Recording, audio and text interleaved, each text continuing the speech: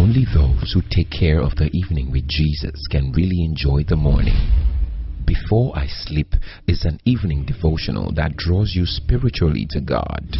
Before I Sleep evening devotional helps you enjoy a sound sleep and receive comfort to your precious soul. Helps you enjoy angelic protection while sleeping. Equips you for the next day's exploits. Enhances your understanding of God's plan for your life, your spiritual growth, development, and so much more. Grace for the future. Before I Sleep evening devotional will help motivate students into excelling in life, help you settle marital and other issues. Remember, Jesus is not through with you. Book an appointment tonight with Jesus for tomorrow with Before I Sleep, an evening devotional guide to establish, sustain, and strengthen your relationship with God.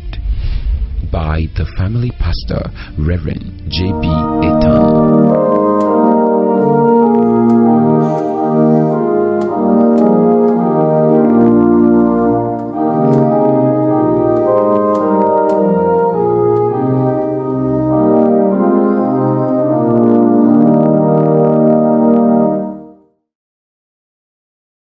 Dearly beloved, you are especially welcome to the School of Holy Matrimony. Today we'll be looking at the mistake of husbands and how to handle it. The mistake of husband and how to handle it. Let us pray. Thank you, Heavenly Father, for another opportunity for us to come your way. Thank you, Father, for the gift of husband. Thank you for the gift of wife. Thank you for your grace. Thank you for your love.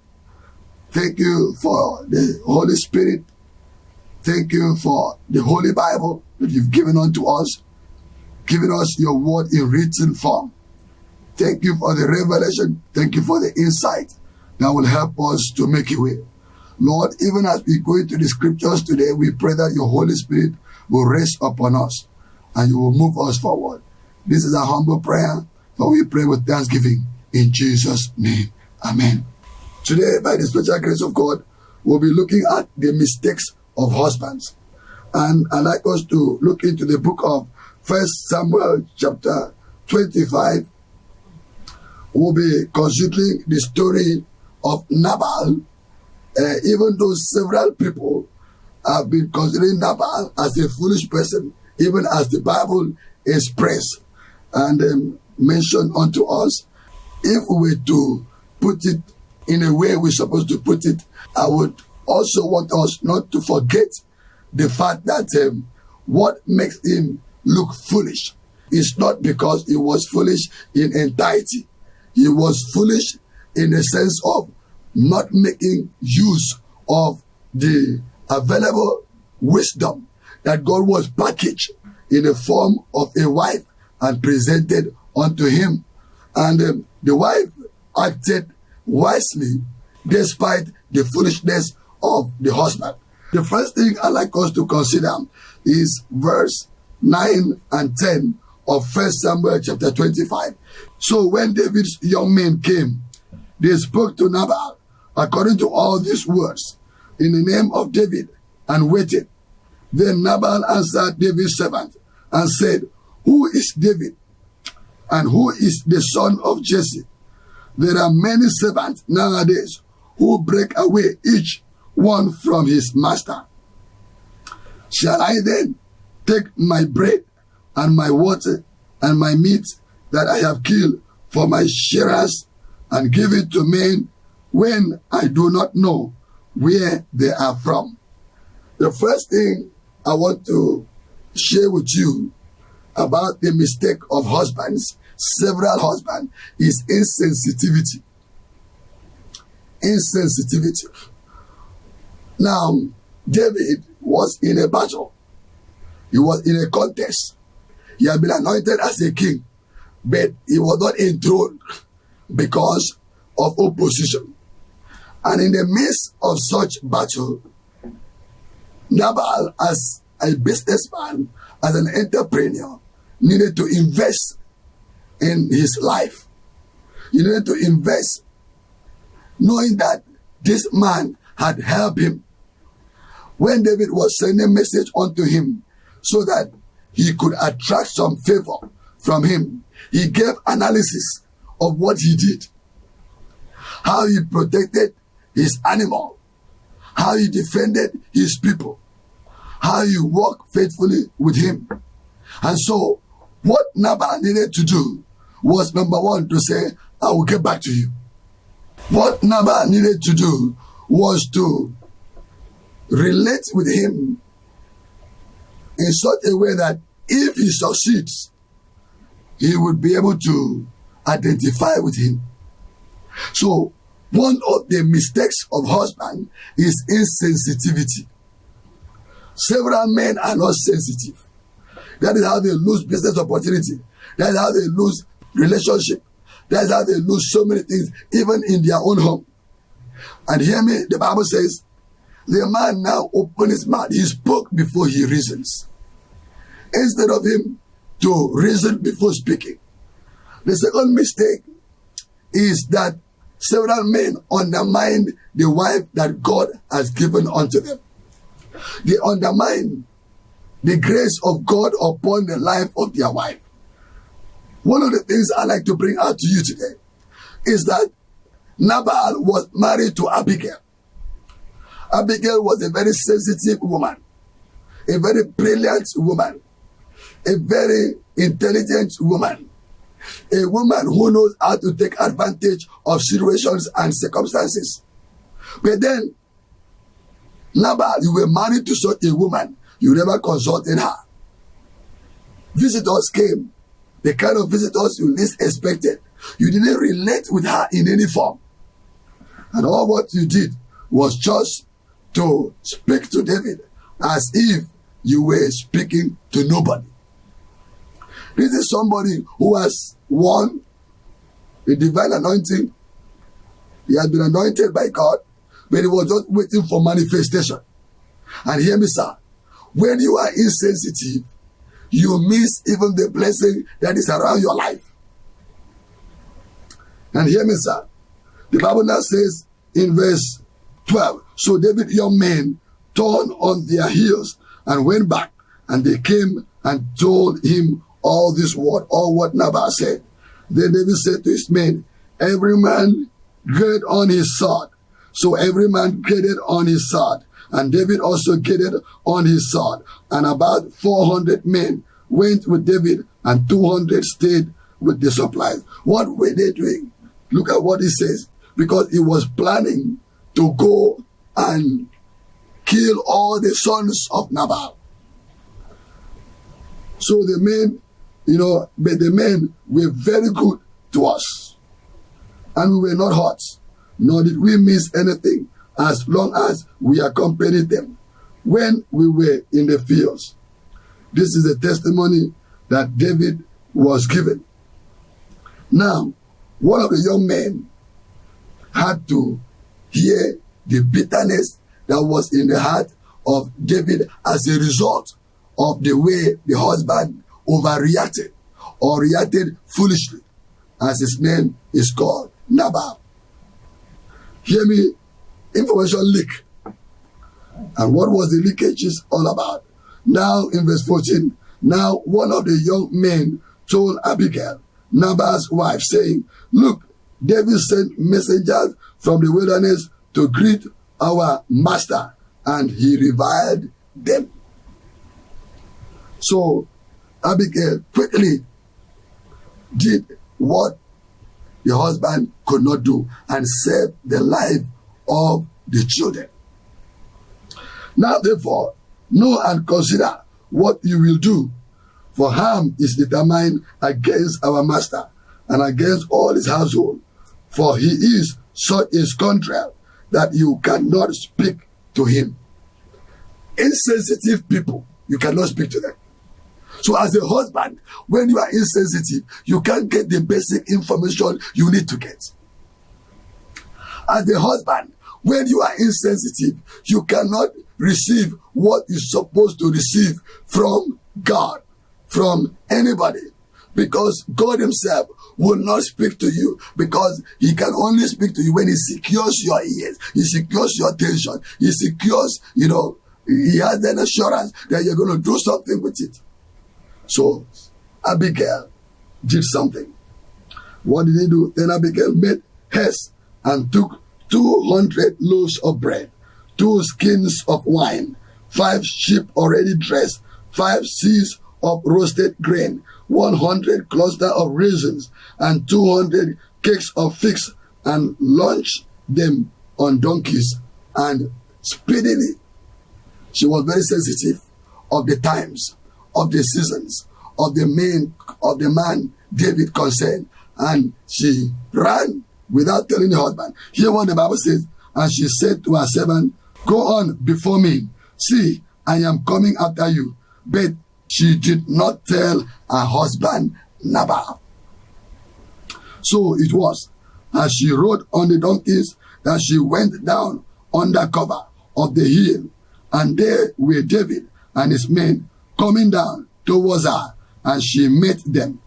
Now David had said, "Surely in vain I have protected all that this fellow has in the wilderness, so that nothing was missed of all that belongs to him, and he has repaid me even for good. May God do so, and more also, to the enemies of David, if I leave one male of all who belong to him by morning lights." Now, few things I want us to look at. He was so sensitive that he said, "God do so to me if I fail to deal with," because by that time he has counted Nabal as his enemy. But what was his main target? The male children of Nabal. Male children fight battles they don't know.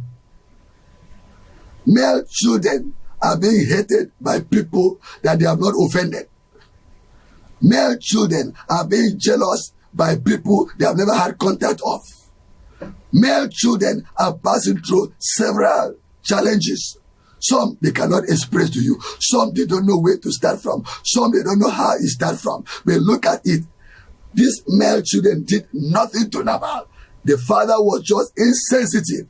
And so the children were no longer being protected. But for Abigail, who did what she did and went and presented something to David, interceded, intervened, knelt down, pleaded with David. She was so sensitive that he said, "David, I cannot speak to you publicly. Please, can I speak to you somewhere there?" That is the advantage of a woman. But look at what the man did. Very insensitive. So I want to speak to you today that one of the mistakes of men is insensitivity. They are not sensitive.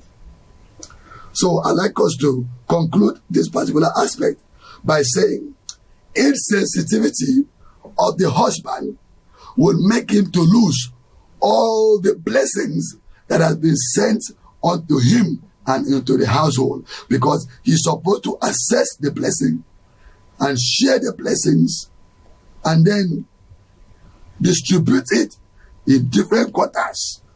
My prayer for you is that you will not be insensitive. Number 2, mistakes of men is costly assumption. Costly assumption. And I will still show you from this portion of the scripture. This man assumed that David will not become anything. And several men are losing because of assumption. By assumption, some men have pulled down their house without sufficient money to start another one.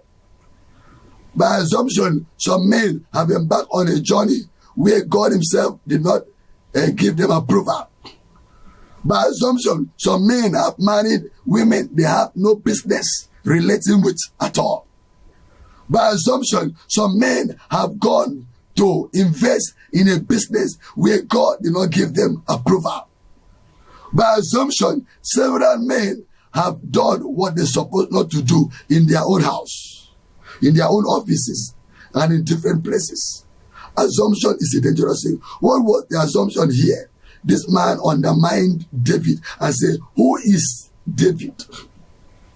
In fact, when we read the first one, he said, "Who is David and who is the son of Jesse?" There are many servants nowadays who break away, each one from his master. He assumed that he broke away from his master. Somebody may want to reason and said he was just being faithful by relating with Saul. But don't forget, God has rejected Saul before anointing David. And if he was not assuming, let's come to the reality, he would have invested in both sides. He would have given David something and say, well, since you have asked of me, take this. He would have given Saul, since you are still there, take this. But he would have gone all out to assume that David will not become anything. What so many people want to become is not feasible. It's done by faith. And the Bible is so clear. It said, by faith, we get everything we're supposed to get. As a child of God, you're supposed to have faith. Because of this costly assumption, Nabal lost his life. And Abigail, Leah, became the wife of David. We don't want to deal with that now. But I'd like you to know that the number one mistake of men is insensitivity. Number two mistake of men is costly assumption. Number three mistakes of men is in Proverbs chapter 31. I will be reading from verse 28b to the last part of it, which is 31. I'd like you to hear the word of God. Proverbs chapter 31. Hear the word of the Lord. From verse 28b. Her husband also, and he praises her. Many daughters have done well, but you excel them all. Charm is deceitful, and beauty is passing. But a woman who fears the Lord, she shall be praised. Give her of the fruit of her hands, and let her own works praise her in the gates. There are so many areas that delay in praise is number three mistake of several husbands. Delay in praises. Some pretend as if the wife have not done anything good. Some don't know how to praise her. Some don't know how to celebrate their wife. And so when you delay in praise, you make her not to bring out the best in her. In the book of Proverbs, God was talking about a virtuous mother. He said in verse 28a, her children rise up and call her blessed. Which means the children praise her and say, you are a blessed mother, you are a blessed mommy, you are a blessed momsy, and all those things, those praises. But he said also, her husband also, and he praises her. So when you delay in praise, you have made a fatal mistake. When you praise her, you will now be able to receive much more from her. Praise is a force that brings out the reserves in the life of a woman. I'm sure you would like me to repeat it. Praise is a force that brings out the reserves in the life of your wife, in the life of a woman, in the life of your partner, in the life of somebody that you love. So when you delay in praise, you have made a mistake. Several men have been sharing with me, say, family pastor, my wife, if you praise her, she will just carry her shoulder high. So when she does it, I will just praise her in my heart. That is not correct, son. That is not correct. One of the mistakes you have done is that you don't praise her when you're supposed to praise her. And in fact, the mistake you make is delay in praises, in praising her, in appreciating her. Because what you appreciate cannot depreciate. You cannot lose value. So what is praise? Praise is giving value to your wife. That is why when we praise God, a lot of signs and wonders and miracles begin to take shape. When you don't praise her, when you delay in praise, you lose several things. Now hear me. And I'd like you to understand what I want to share with you right now. Several people who have gotten the best of their wife are people who praise her, are people who cherish her, are people who celebrate, are people who speak about their goodness in different places, because they will be sensitive not to lose that praise.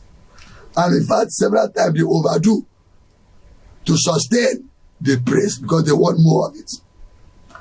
Number 4, mistake of men is that they always want to cherish what they don't nourish. Cherish what they do not nourish. Let's go to the book of Ephesians. Ephesians chapter 5. We'll be reading from verse 28. Ephesians chapter 5 from verse 28. Hear the word of the Lord. So husbands ought to love their own wives as their own bodies. He who loves his wife loves himself. For no one ever hated his own flesh, but nourishes and cherishes it, just as the Lord does the church. First and foremost, you nourish. You don't cherish what you have not nourished. Many men, their mistake number 4 is that they cherish other strange women without nourishing. Nourishing means investing in what you want to see. You invest in her. You nourish.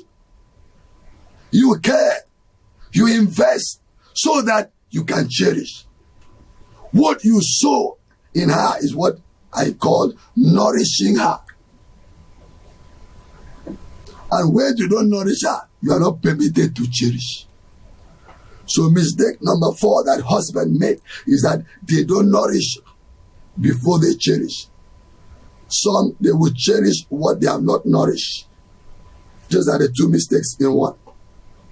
You cannot cherish once you don't nourish. And by the time you cherish it, she will just ask you, say, do you know even how I get it? Do you know where I receive it? But if you have nourished before you cherish, she will say, thank God, it's all your work. It is your work. It is you who have made me this way.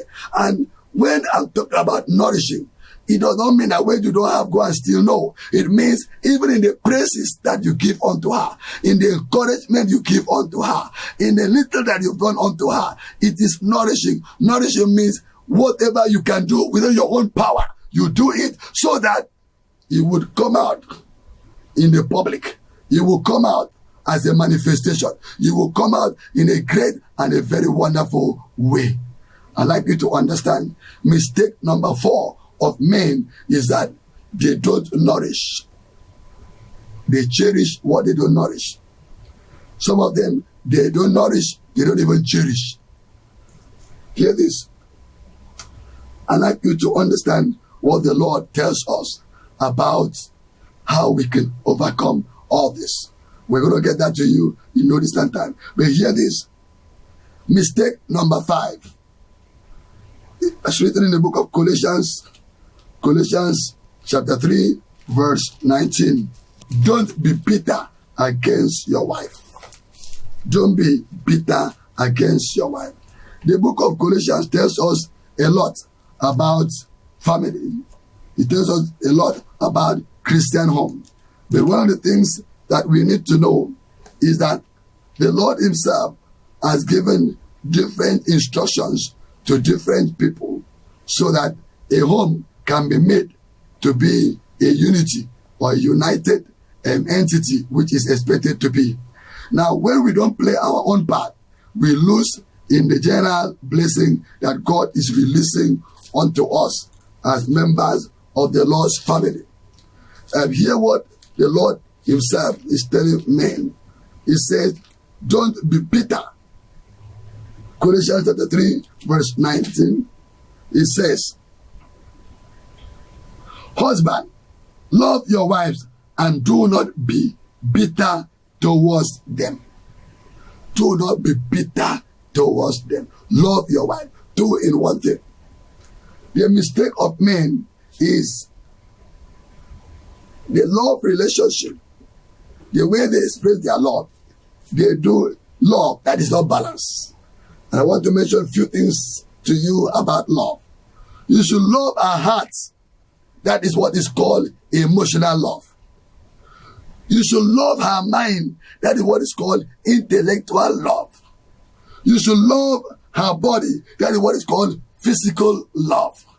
You should love her soul. That is what is called spiritual love, because you are knitted together, and that's why they call you soulmate. You should love her relationship. That is what is called relational love. You should love her calling. That is what is called supportive love. Several times, husband only love one aspect of it. There are some men that we call gold diggers. They just see the gold. They just love her because of what they can get from her. They just love somebody go to wed, do everything because of that. And there are some men also who is also doing only physical love. They love her life. They love her physique. They love her breast. They love her face. They love her movement. They love the way she speaks, and maybe some of those things. That is not enough love. Love must come in all the forms I'm talking to you about. In considering, if we're talking to people who were choosing your wife, we will say, consider, at least give some percentage in different aspects of this relationship thing. Number one, you love the heart. That's the emotional love also. But you need to love the mind, intellectual love. You reason about it. You also need to love the body, because you cannot do without the body. You also need to love the soul, because that is what will take you to eternity. You also need to love the relationship, how she relates, working with the family, working with the mind. You also need to love the calling. And then that is the supportive love. You love her in totality. Do not be bitter against her. I'd like us to stop somewhere here for today. I'd like to ask you, husband, you have done these 5 mistakes. How can you get out of it? Number 1, be sensitive. Number 2, sensitivity means, before we go to number 2, sensitivity means what affects her should affect you. And you should express your joy by sharing in everything that concerns her. Sensitivity, things that even concern you, you share with her.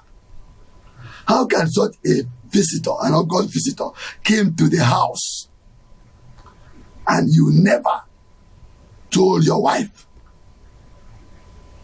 You took a decision, you sent them away without going to relate with your wife. A stranger became the one who came and told Abigail. Be sensitive, sir, so that you will not lose your home. Number 2, avoid costly assumption. Don't assume. And you do this if you share your mind with your wife.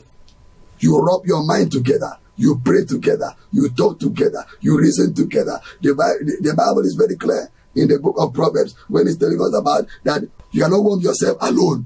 You can only warm yourself when you are 2, when you lie down together. You don't talk about sex only. You talk about reasoning.